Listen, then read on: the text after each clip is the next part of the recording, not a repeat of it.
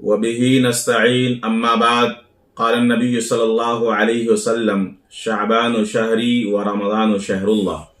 قابل قدر محترم بزرگوں، دوستوں، نوجوان ساتھیوں، یہ شعبان المعظم کا مہینہ چل رہا ہے۔ یہ مہینہ بہت فضیلت و اہمیت کے حامل ہیں۔ اس مہینے کے بارے میں آتا ہے کہ اللہ کے نبی صلی اللہ علیہ وسلم بہت کثرت کے ساتھ روزہ رکھتے تھے، اور صحابہ کرام رضوان اللہ تعالی علیہم اجمعین بھی کثرت کے ساتھ روزہ رکھتے تھے۔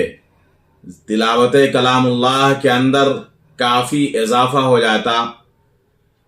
اس مہینے کے بارے میں آتا ہے کہ یہ خیر و برکت کا مہینہ ہے۔ اس مہینے میں ایک رات ہے جس کو شب برات کہا جاتا ہے۔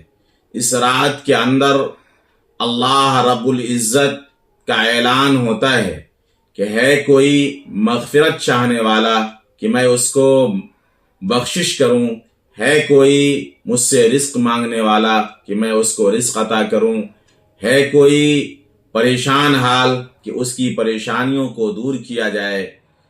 یہ رات بہت بابرکت اور فضیلت رکھتی ہے، اس لیے اس رات کے اندر تلاوت کلام اللہ اور اسی طریقے سے نفلی عبادات، ذکر و تسبیحات وغیرہ کی پابندی کی جائے، اور ایک بات کا خیال رکھا جائے کہ یہ تمام چیز تنہائی کے ساتھ کیا جائے، تنہائی میں کیا جائے۔ بہتر ہے کہ اپنے گھروں میں کیا جائے، اگر مسجد میں بھی جا رہے ہیں تو تنہائی میں کیا جائے، زیادہ بھیڑ بھاڑ وغیرہ نہ کیا جائے، اس لیے کہ لوگوں کو اجتماعی طور پر نفلی عبادات وغیرہ مکروہ لکھا گیا ہے، اس لیے ان چیزوں سے بچا جائے۔ یہ رات جہاں ایک طرف برکت اور فضیلت کے حامل ہیں، اسی طرح اس رات کے اندر کچھ لوگ ہیں جن کی بخشش نہیں ہوتی ہے۔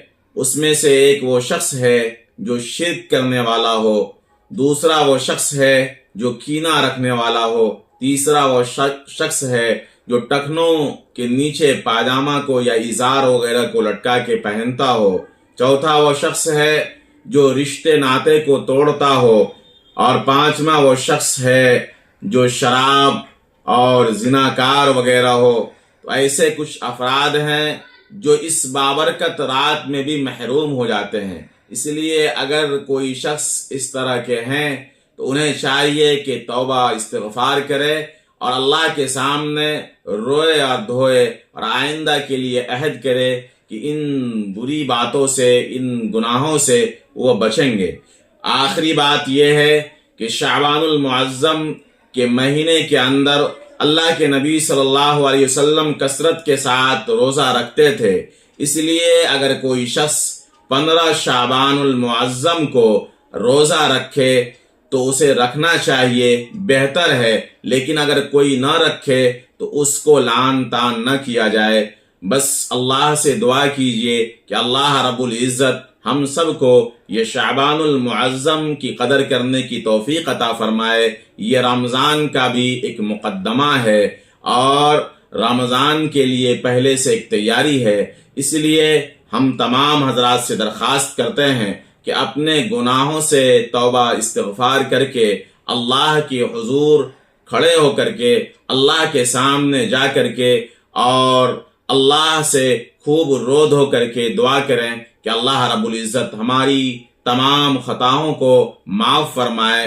اللہ رب العزت سے دعا گو ہیں کہ اللہ رب العزت ہم سب کو شعبان المعظم کی قدر کرنے کی توفیق عطا فرمائے۔ وما توفیقی الا باللہ۔